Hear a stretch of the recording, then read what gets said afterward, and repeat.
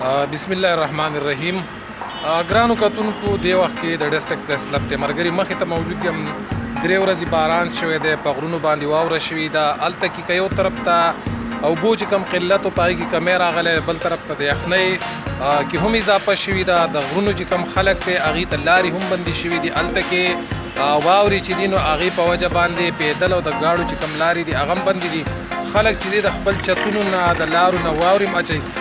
دلته کې د ډیسټریکټ پریس کلب مخې ته د پریس کلب مرګري چې دي نو هغه د دې یخنۍ مقابله په دې ټیم کې دوب ته ناست دي او د هغې باندې کوي.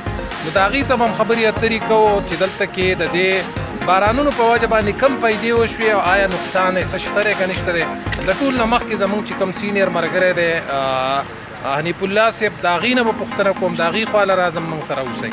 صاحب تاسو ته په خپل ویډیو کوریج کې په راتګ خوشامدید ویم، شکریه م ادا کوم. او دا پوښتنه به م ستاسو نه کومه چې دلته کې باران وشو، یو طرف ته په غرونو واورې شوي دي، لارې بندې شوي دي، نن موسم صفا دی. دې حوالې سره به تاسو څه وایئ؟ نواب باچا صاحب ډېره مهرباني، شکریه. دوه درې ورځې دا کوم باران چې وشو نو دا ډېر د دې په ښه اثرات دي، ځکه چې خلکو فصلونه کرلي دي او چې باران چې په ټایم باندې وشو نو یو طرف ته به د فصلونو باندې د دې ښه اثرات دي او بل طرف ته د اوبو کمی دی په دې علاقو کې. نو کوم علاقو کې چې د اوبو کمی نو واورې شوي دي، باران هم وشو نو څه نه څه د هغه کمی چې دی هغه به د اوبو کمی به پوره کېږي او موسم به سره ډېر ماشاءالله خوشګوار شو، ډېر ښایسته موسم دی. نن لمر راخېدلی دی او موږ د هغې نه موجود کېږو او لمر ته ناست کېږو. هارون صاحب چې دی نو د هغې نه موږ پوښتنه کوو. هارون صاحب تاسو به په دې اړه څه وایئ؟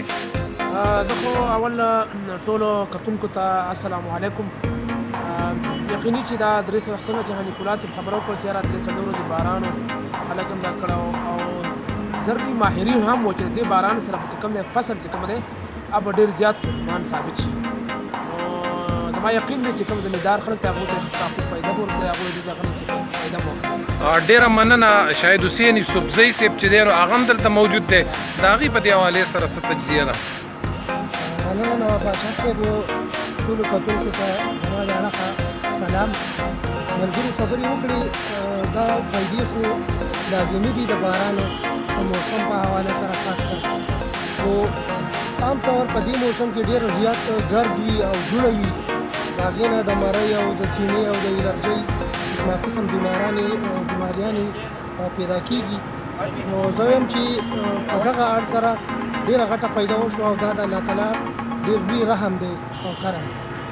ډیره مننه ګرانو کتونکو. دا و شاهد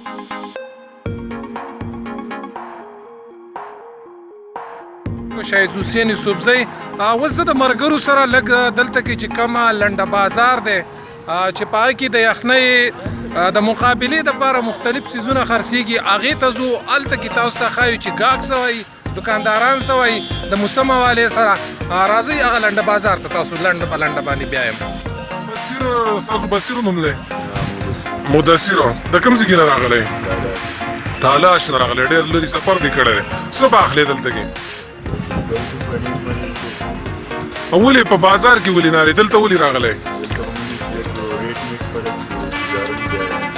گزاره کېږي. دې ماشوم له بسالي بنې ماشوم ستا څه نوم دی؟ ستا څه نوم دی ویلی شي؟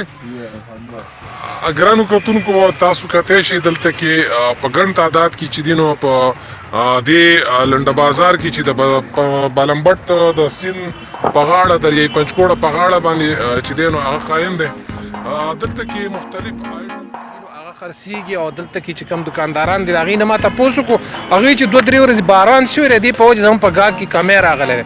شاید چې د هغې وجه دا وي چې دلته کې خلکو ته د خټو د لاسه او دغه شان د دې یخنۍ د لاسه راتګ لږ مشکل وي.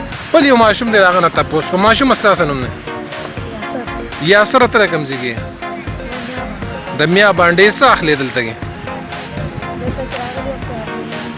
بنینونه اخلې؟ په بازار کې ولې نه اخلې؟ دلته ولې څه وجه؟ ارزاني. ګرانو کتونکو څومره ګاهک چې دی د هغې نه مونږ تپوس کوو نو هغه وایي چې دلته څیزونه ارزاني معیاري هم وي، په دې وجه هغې دلته کې راځي. یو بل دکاندار دی د هغې سره خبرې کوو. بای جان السلام علیکم، ستاسو نوم سره؟ هارون رشید. ته د کوم ځای کې؟ د مومند یې. کاروبار څومره وخت نه دا کې؟ څلور پنځه خوشاله پکې که نه دلته کې باران وشو یخني ده په غرونو واورې شوي دي نو ستاسو په ګاګ کې څه اضافه کمی شوی دی که نه نن اسمان شین شو دی نو وروسته به ګاډ کېږي نو څنګه په خپل کاروبار خوشاله یې که نه الحمدلله دا کاروبار خو په ژمي کې کېږي په اوړي کې بیا ته څه کوې